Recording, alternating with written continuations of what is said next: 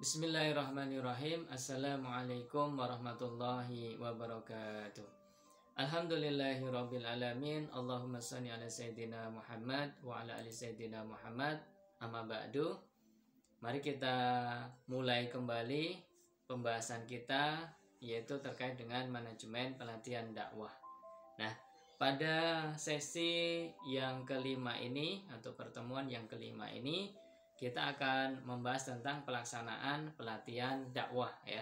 Pelatihan dakwah ya. Sebelumnya kita juga sudah membahas tentang perencanaan pelatihan dakwah, kemudian juga kita sudah membahas tentang pengorganisasian pelatihan dakwah, dan kini kita memasuki sesi yang kelima, pertemuan yang kelima, yaitu pelaksanaan pelatihan dakwah ya.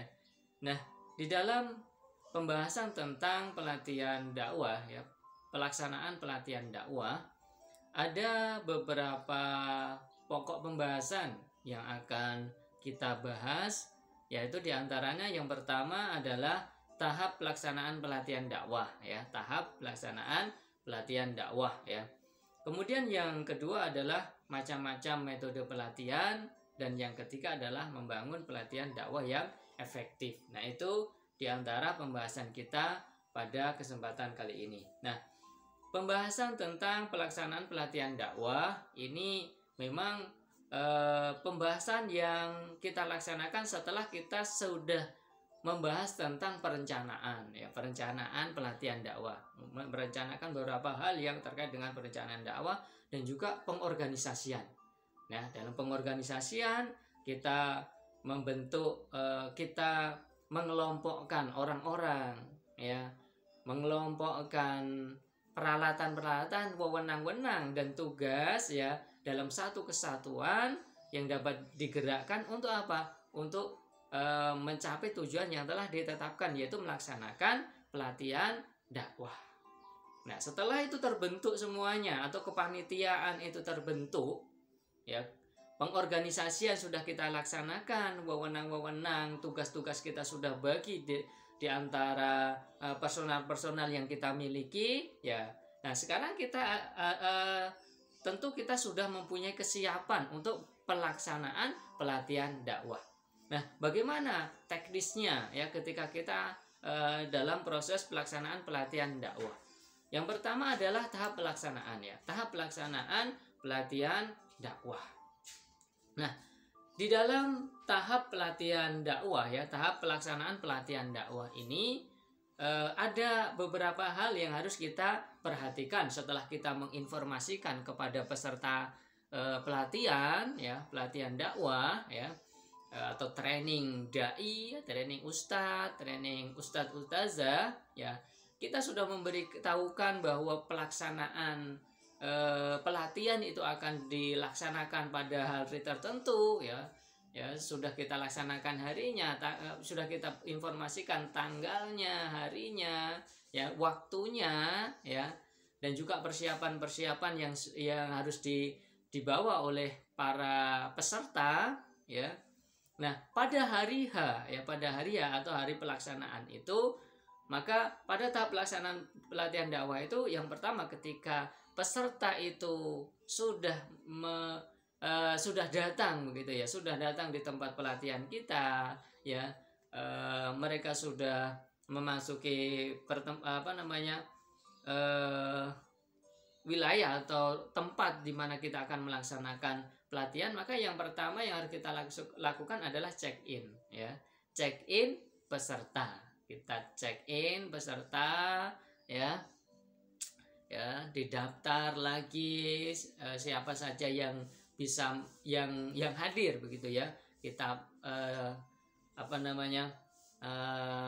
kita persilahkan kepada peserta ini untuk registrasi, melengkapi mungkin persyaratan-persyaratan yang belum selesai ya, biodata dan lain sebagainya. Nah, ini kita check-in peserta ya, pada waktu check-in peserta itu ya.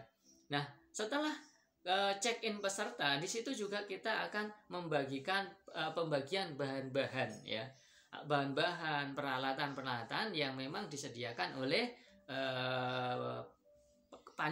kepanitiaan kepada peserta. Kita berikan, semuanya kita menyediakan alat tulis ya. Alat tulis ya kita sediakan ya, kita berikan ya, alat tulis, pena, kemudian buku, mungkin ya kartu tanda peserta dan lain sebagainya. Ini kita bagikan pada waktu mereka ini check in ya, check in untuk memasuki pelatihan begitu ya, pembagian bahan-bahan, kemudian juga penempatan penginapan peserta. Kalau seandainya memang kita menyediakan penginapan atau mungkin waktunya agak beberapa hari kita menyediakan tempat penginapan, maka kita juga harus menyediakan tempat penginapan itu ya, di mana kamarnya, kemudian kamar nomor berapa dan sebagainya.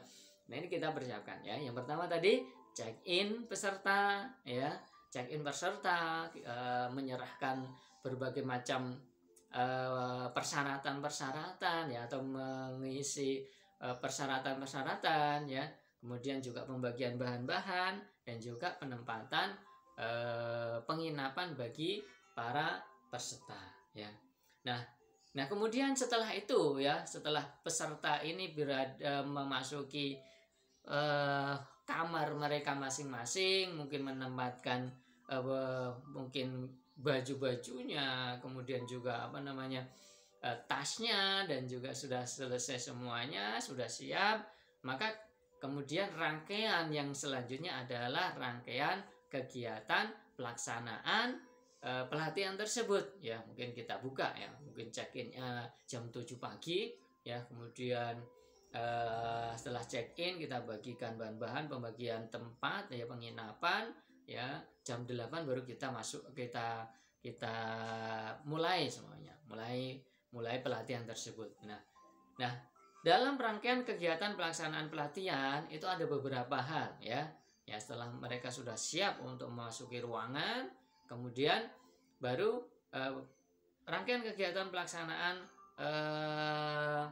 pelatihan tersebut. Yang pertama adalah pembukaan. Ini yang penting ya. Pembukaan, kita mengadakan acara pembukaan ya, pembukaan dari pelatihan yang kita laksanakan itu secara resmi. Mungkin kalau seandainya kita membutuhkan orang yang meresmikan pembukaan itu, semuanya dari organisasi atau lembaga, maka kita juga harus menghadirkan ya, jauh-jauh hari sudah kita beritahukan ya, untuk membuka acara tersebut. Nah kemudian setelah itu ya, setelah pembukaan, maka acara sudah bisa kita laksanakan, yaitu apa? Proses pelaksanaan pelatihan tersebut. Artinya di situ ada rangkaian materi-materi ya, yang tersusun dalam jadwal-jadwal yang telah ditetapkan untuk para peserta pelatihan. Nah itu mungkin berapa hari, 2 hari atau 3 hari ya. Nah itu kemudian setelah selesai ya dalam pelaksanaan itu ya, maka nanti ada penutupan.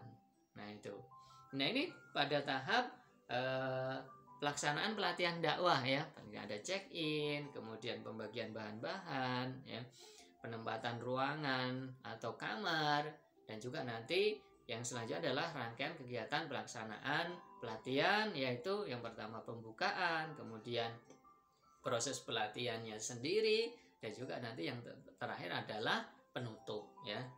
Nah itu tahap pelaksanaan pelatihan dakwah ya.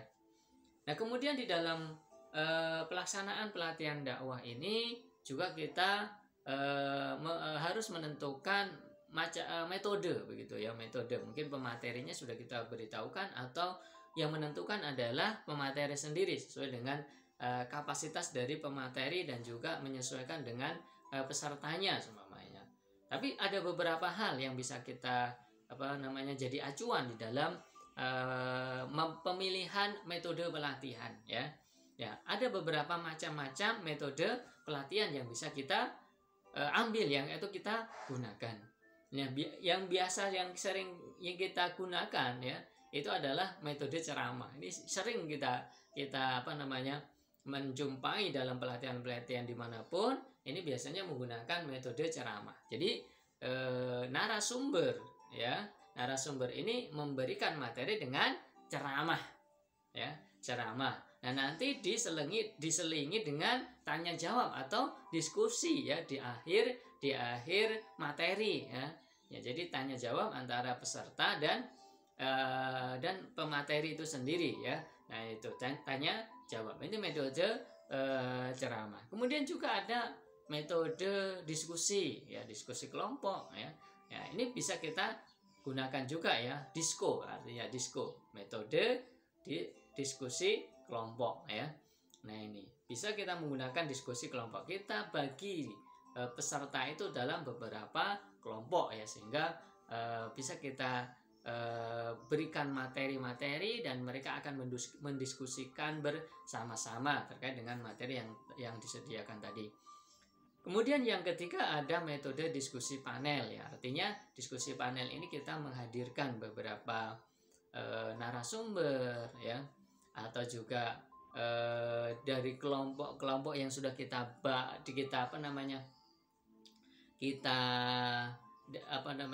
kelompokkan tadi dari peserta tadi,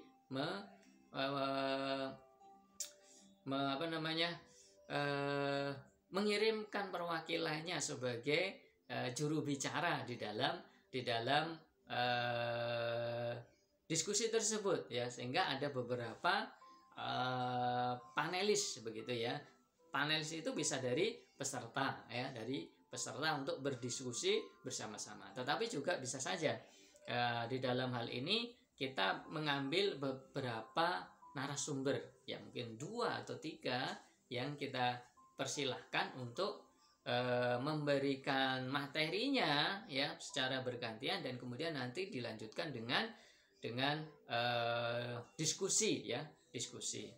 Kemudian juga ada bisa saja kita menggunakan metode dalam pelatihan ini, metode permainan-permainan, ya, seperti di outbound, ya, kan begitu. Ini untuk menumbuhkan motivasi dan juga semangat, ya, dan juga bisa kita masukkan materi-materi di dalam metode permainan itu atau outbound tersebut. Kemudian juga bisa saja menggunakan metode bermain peran, begitu, ya. Artinya bisa saja kita desain dalam pembelajaran itu dalam sedemikian rupa sehingga peserta ini, ya, dalam pembelajaran itu kita menggunakan metode peran, ya. Seumpamanya dalam metode peran ini kita menggunakan metode drama, ya, drama bisa, ya, berperan sebagai apa dan lain sebagainya, atau juga menggunakan metode yang lain yang bisa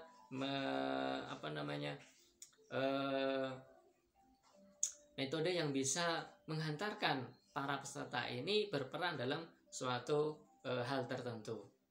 Kemudian juga bisa saja kita memilih metode jenis pro kontra, ya, atau debat ya.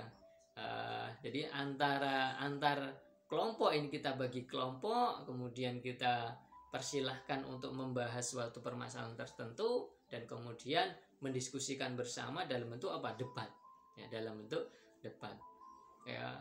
Nah, itu ada beberapa contoh saja ini, ya, contoh, tapi sebenarnya masih banyak metode-metode yang bisa kita terapkan di dalam pelatihan, ya, agar nanti dalam pelatihan ini juga menjadikan para peserta, ya, para peserta itu lebih menguasai materi, ya, lebih mendalami materi dan bisa menerapkan, mengaplikasikan di dalam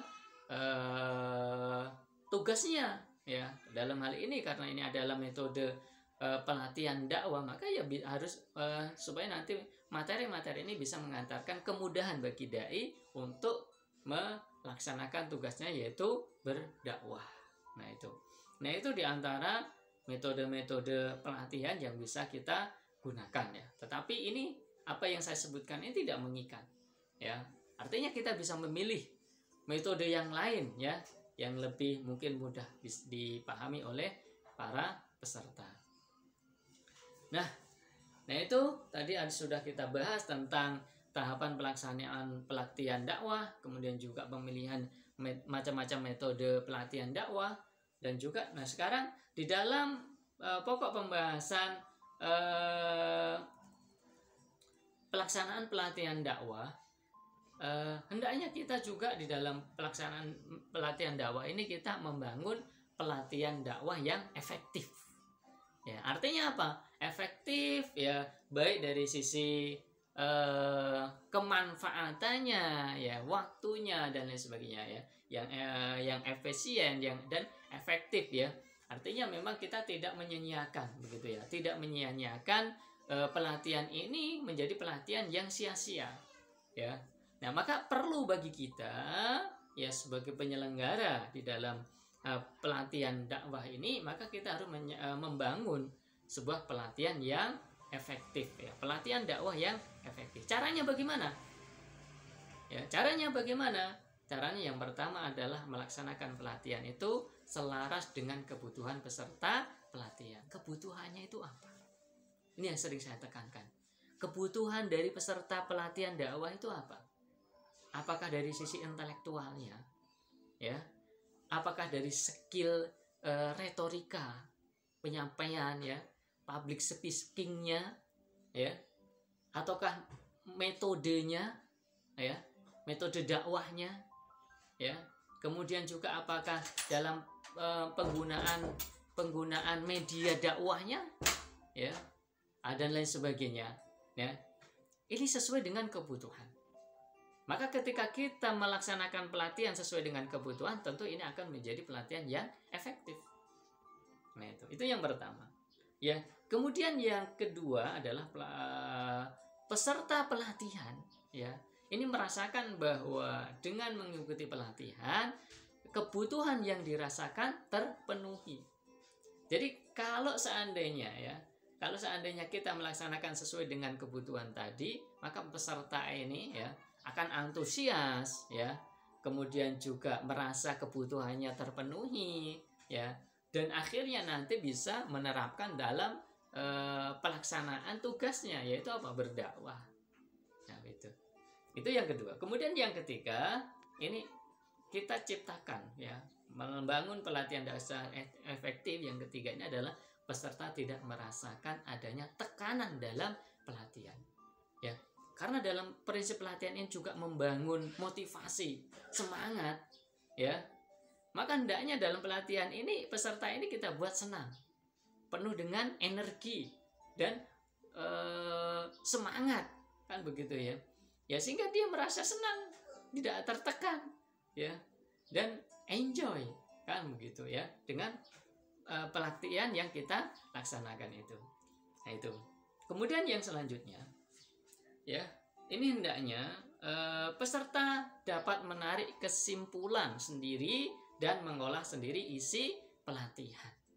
Nah, dalam proses ini biasanya ya peserta dapat menarik kesimpulan sendiri dan mengolah sendiri isi pelatihan ini, bisa saja ya teknisnya begitu ya. Teknisnya itu ya kita beri motivasi agar peserta ini ya menggunakan kemampuannya untuk menyimpulkan sendiri ya, mengolah sendiri isi pelatihan itu. Tetapi juga kalau seandainya memang dibutuhkan dalam proses ini, maka pemateri ini bisa memberikan tugas begitu ya, tugas, sehingga nanti dengan tugas itu dia akan menarik sebuah kesimpulan. Nah, itu ya, atau dengan metode yang lain lah yang mungkin bisa memenuhi dari poin yang keempat ini, yaitu peserta dapat menarik kesimpulan sendiri dan mengolah sendiri isi pelatihan. Kemudian yang kelima yaitu praktis dalam penerapannya. Materi-materi yang kita berikan dalam pelatihan dakwah ini hendaknya praktis untuk bisa diterapkan. Ya, praktis dalam penerapannya. Ya, sehingga peserta ya pelatihan ini, para dai mubalik ini tidak merasa kesulitan di dalam mempraktekkan materi-materi, ya, isi dari pelatihan dakwah yang dia ikuti tersebut. Nah, itu diantaranya terkait dengan membangun pelatihan dakwah yang efektif. Nah, dari apa yang sudah kita bahas tadi, yaitu pelaksanaan pada tahap pelaksanaan dakwah ini, maka paling tidak ada 3 hal yang harus kita perhatikan.